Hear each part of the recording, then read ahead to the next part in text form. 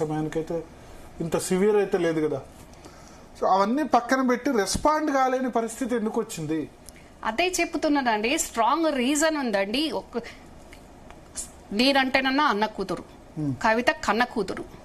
మరి నేను అన్న కూతురుని ఈరోజు దూరంగా ఉన్నా, ఇబ్బందులు పడుతున్నా, కాంగ్రెస్ పార్టీలా పనిచేసుకుంటున్నా.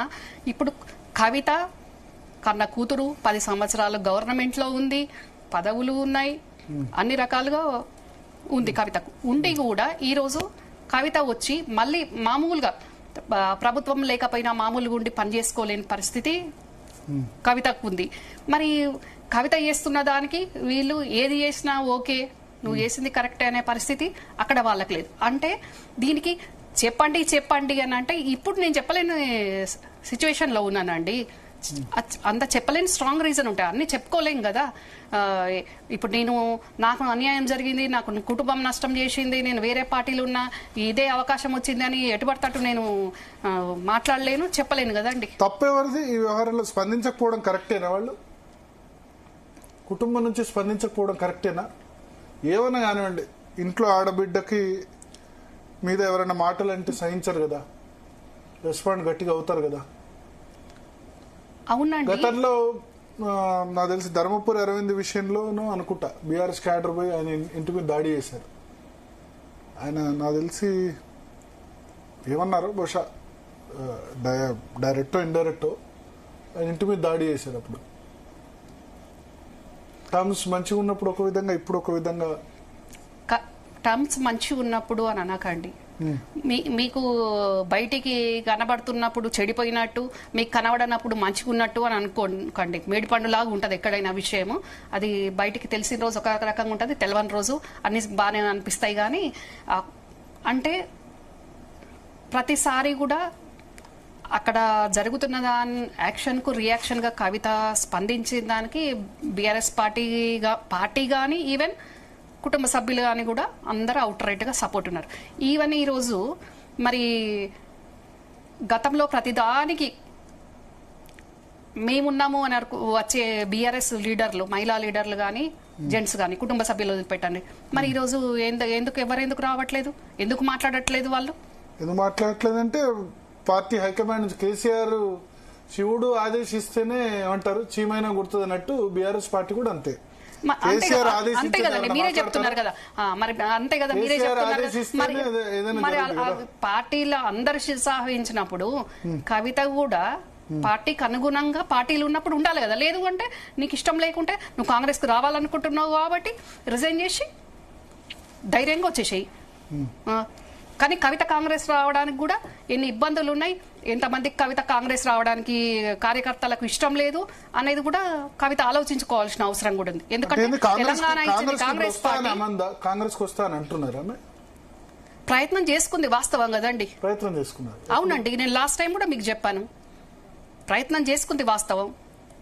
ప్రయత్నం చేసిందా అంటే ఆమె ముఖ్యమంత్రి కావాలని మతాన్ని వెలబొచ్చారు. అది బీఆర్ఎస్ లో ఉంటే సాధ్యమైంది, కానీ కాంగ్రెస్ లో ఎట్లా సాధ్యం ఇంతమందిని కాదని? బీఆర్ఎస్ లో కవితను ముఖ్యమంత్రి క్యాండిడేట్ అని ఇక్కడ ఎవరంటారు? సరే, ముఖ్యమంత్రి కాదండి, డిప్యూటీ సీఎం లేదా పార్లమెంటరీ పార్టీ లీడర్ అవుతారు బీఆర్ఎస్ లో ఉంటే. మీరే అంటున్నారు కదా కవిత ముఖ్యమంత్రి కావాలంటుంది అని. అట్లీస్ట్ పార్లమెంటరీ పార్టీ లీడర్ అది అవుతారు. కాంగ్రెస్ లో ఎట్లా పాసిబుల్? కాంగ్రెస్ మహాసముద్రం. ఏ యాంగిల్ రావాలి? 11 సంవత్సరాలు అయింది మీరు జైన్, మీరు లేదండి మీరు కేసీఆర్ పెద్ద బిడ్డరే కదా. 11 సంవత్సరాలు అయింది. మీరు పిసిసి స్పోక్స్ పర్సన్ ఇచ్చారు, లేకపోతే ఇంకేం ఇచ్చారు? క్యాంపెయిన్ కమిటీకి ఒక కన్వీనర్ ఇచ్చారు. ఒకసారి బీఫామ్ కూడా ఇవ్వలేదు మీకు. కరీంనగర్ అసెంబ్లీ అడిగారు, పార్లమెంట్ అడిగారు, అన్ని అడిగారు. ఇప్పటి వరకు నామినేటెడ్ పదవి కూడా ఇవ్వలేదు. మీకు తెలుసు కాంగ్రెస్ మహాసముద్రం. అవునండి. సరే, కవితకు ఆల్రెడీ ఎంపీ కాబట్టి ఎంపీ టికెట్, ఎమ్మెల్యే టికెట్ ఇంకేదన్నా ఇస్తారేమో, లేదా మాక్సిమం మంత్రి పదవి ఇస్తారేమో. కానీ ముఖ్యమంత్రి, deputy CM, parliamentary party leader అయితే ఇవ్వరు కదా కాంగ్రెస్ లో. కాంగ్రెస్ లో విలీనం కావడానికి కేసీఆర్ కూడా అదే కారణం. విలీనం కాకపోవడానికి కేసీఆర్ లాంటి వాడే వెనక్కి తగ్గింది అదే కారణం. ఎందుకంటే హైకమాండ్ కల్చర్ దానిలో ఎవరికి వెళ్తుందో తెలియదు. అటువంటి ఆమె కాంగ్రెస్ లో జాయిన్ అవ్వాలని ఎందుకు అనుకుంటుంది? నన్ను అడుగుతుందండి ఆ క్వశ్చన్ మీరు కవితను అడగాలి కదా. నేను అసలే తప్పు కాదండి, 100% రాంగ్, కరెక్ట్ అండి. కవిత కాంగ్రెస్ కు రావాలనుకున్నది కరెక్ట్. ఇప్పుడు ఖండించమనండి. ఇప్పుడు మన డిబేట్ అయిపోయాక కవిత ఖండించమని ఆ మాటలు మాట్లాడడం కరెక్టా కాదండి, మనస్సాక్షిగా మాట్లాడాలి. మరి అట్లా అనుకుంటున్నప్పుడు ఇప్పుడు కేసీఆర్ గారు చేసేది కరెక్ట్ అయినా రాంగ్ అయినా నువ్వు బీఆర్ఎస్ పార్టీ చెప్పినట్టు ఉండాలి కదా. కాదు అని నేను సపరేట్ గా మళ్ళీ నా సంస్థ నుండి నేను సపరేట్ ప్రోగ్రామ్స్ తీసుకుంటా మళ్ళీ మేము మాట్లాడతాను. ఎప్పటి నుంచో లేదండి, సంస్థ ఎప్పటి నుంచో ఉందండి, సంస్థ ఎప్పటి నుంచో ఉంది. కానీ తను బీఆర్ఎస్ ఎమ్మెల్సీకి రిజైన్ చేయలేదు, ఎమ్మెల్సీగా కొనసాగుతుంది. బీఆర్ఎస్ పార్టీ ఎమ్మెల్సీని అంటుంది, నా నాయకుడు కేసీఆర్ అంటుంది, నా అధినేత కేసీఆర్ అంటుంది అన్నప్పుడు మరి కేసీఆర్ గైడ్ లైన్స్ ఉండాలి కదండి. ఇప్పుడు దీని మీద బీఆర్ఎస్ పార్టీ స్వాగతించదు, సంబరాలు చేసుకోదు, ఒకరు మాట్లాడడు, బయటికి రారు, ఆడోళ్ళు మగోళ్ళు. కవిత మట్టుకు సంబరాలు చేసుకుంటే ఈయన ఎందుకు మరి కవిత హైజాక్ చేస్తుంది అనుకున్నాడో, మల్లన్న ఏమనుకున్నాడో కానీ మల్లన్న రియాక్ట్ అయ్యిండు. ఆ రియాక్ట్ అయిన సందర్భంగా ఇదంతా జరుగుతుంది కదా రచరంబోలా. మల్లన్న కూడా లేడు కదా కాంగ్రెస్ లో. మల్లన్న కాంగ్రెస్ లో లేడండి, కానీ మల్లన్న ఒక సందర్భంలో మనం ఇంకోటి కూడా గుర్తు చేసుకోవాలి భరత్ గారు. ఒక సందర్భంలో ఈ బీసీల కోసం చేసే పోరాటంలో అసెంబ్లీ సాక్షిగా అసెంబ్లీ నడుస్తున్నప్పుడు మా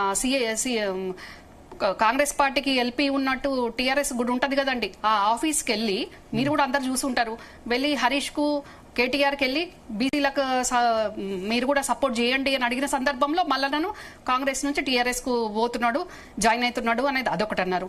అప్పుడు మల్లన్న ఏమన్నాడు, బీసీల కోసం అవసరమైతే నేను కల్వకుంట్ల కవితమ్మతో కూడా కలిసి పనిచేస్తా అన్నాడు. మరి అదెందుకు పరిగణనలోకి తీసుకోవద్దు? ఎందుకు అంటే కవిత ఒకవైపు బీసీల గురించి పోరాటం చేస్తుంది, మల్లన్న కూడా పోరాటం చేసిండు. మల్లన్న ఫక్తు బీసీ, ఆయన బీసీల కోసం ఆయన ఎప్పటి నుంచో మాట్లాడుతున్నాడు. కవిత జైల్లో ఉన్నప్పుడు కాంగ్రెస్ పార్టీ ప్రక్రియ స్టార్ట్ చేసింది. కవిత మాట్లాడుతున్నది రేవంత్ రెడ్డి ముఖ్యమంత్రి అండి. ఇక్కడ బీసీఆ అని మీరు డైవర్ట్ చేయాలి. రేవంత్ రెడ్డి అందరి కోసం చూడాల్సిన వ్యక్తి, ఆయన ఒక ముఖ్యమంత్రి. ఇక్కడ కుల మతాలకు అతీతంగా ఉండాల్సిన తెలంగాణ జాగృతి నేత ఎమ్మెల్సీ ఆమె ఇప్పుడు దాని నుంచి బయటకు వచ్చారు కాబట్టి బీసీల గురించి. అవునండి, మరి నువ్వు బీఆర్ఎస్ కు రిజైన్ చెయ్యు, ఎమ్మెల్సీకి రిజైన్ చెయ్యు, బీఆర్ఎస్ కు రిజైన్ చెయ్యు, జాగృతి నుంచే మాట్లాడు. నువ్వు బీఆర్ఎస్ ఎమ్మెల్సీ అని అంటావు, అధినేత కేసీఆర్ అంటావు, మళ్ళీ కేసీఆర్ ఏమో మాట్లాడు. ఎక్కడ ఉందా 42% రిజర్వేషన్ వద్దని అన్నారా? మరి ఎందుకు స్పందించలేదండి వాళ్ళు? ఏమని స్పందించలేదు? ఇప్పుడు కవిత సంబరాలు చేసుకున్నప్పుడు అసెంబ్లీలో గవర్నమెంట్ లో ఉంది వీళ్ళు కదా, ఇక్కడ సపోర్ట్ చేసి ఉంటే నేను స్వాగతిస్తున్నాము అనాలి. ఇప్పుడు కాదండి, సపోర్ట్ చేసినట్టయితే ఇదే కేసీఆర్ గారు అవసరమైతే సోనియా గాంధీని బజార్కి ఇడుస్తామన్న కేసీఆర్ గారు తెలంగాణ ఇచ్చినాక హౌస్ సాక్షిగా అసెంబ్లీ సాక్షిగా ఏది ఏమైనా ఈ క్రెడిబిలిటీ ఈ క్రెడిట్ సోనియా గాంధీ గారికే అని ఆయన అంత మంచిగా ఒప్పుకున్నారు కదా. మరి ఇప్పుడు కూడా స్వాగతించాలి.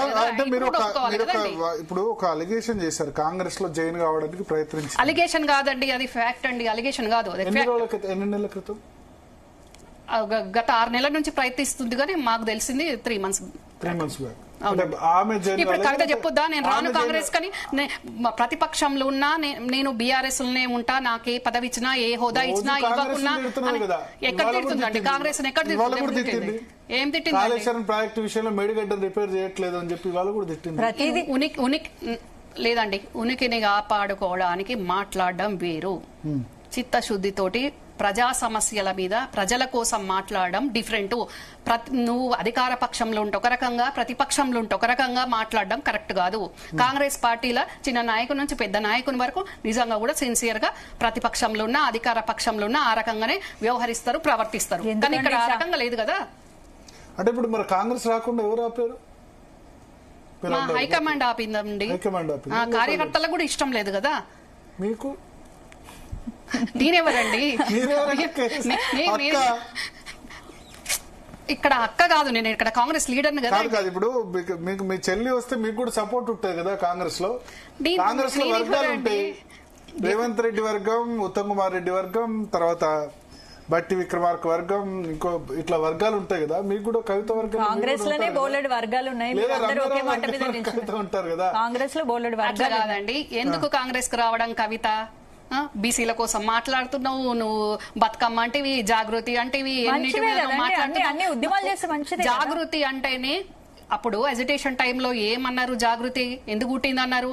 మన కళలు కవులు మన సంస్కారము మన సంస్కృతుల మీదనే కదా మాట్లాడింది. మరి ఆ సంస్కృతుల్లో ఇది 2017లో వచ్చిన ఈ సామెతలు అంతకుముందు ఉండే కావచ్చు.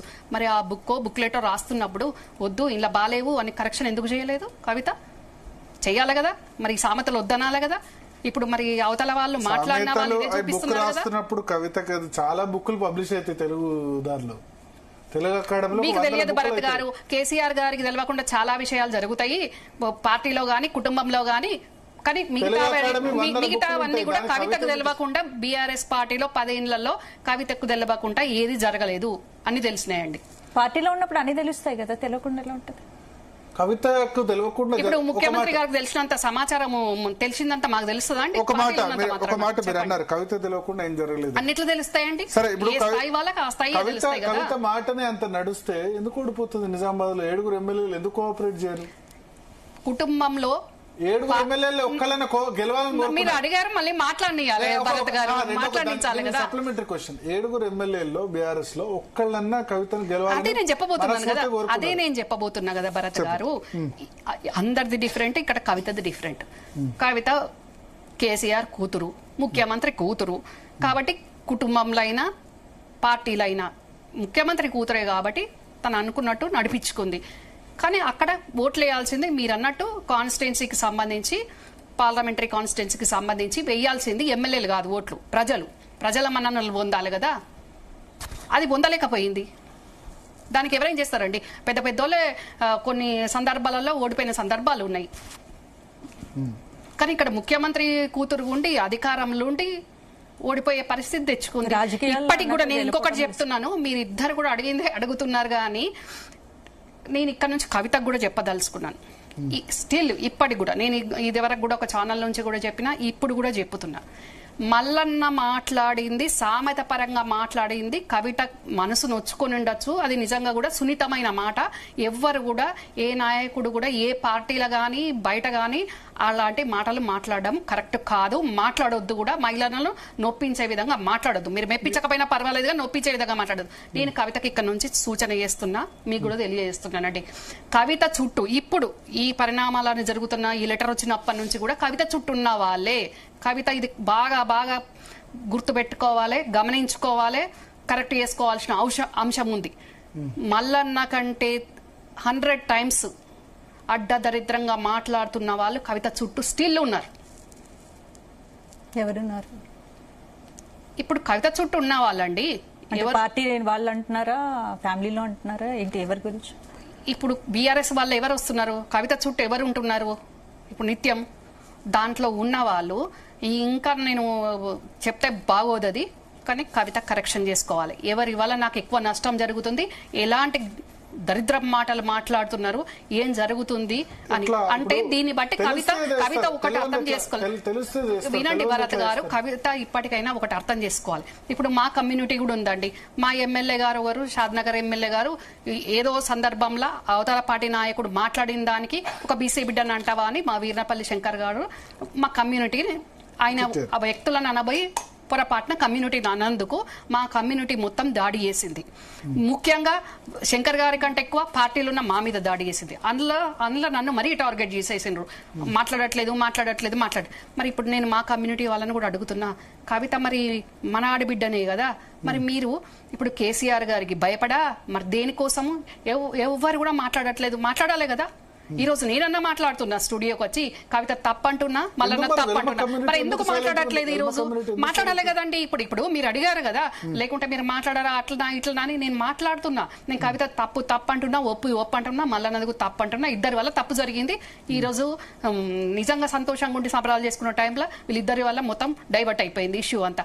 మరి ఇప్పుడు మా కులం వాళ్ళు కూడా నన్ను టార్గెట్ చేస్తున్నారు ప్రతిసారి కూడా.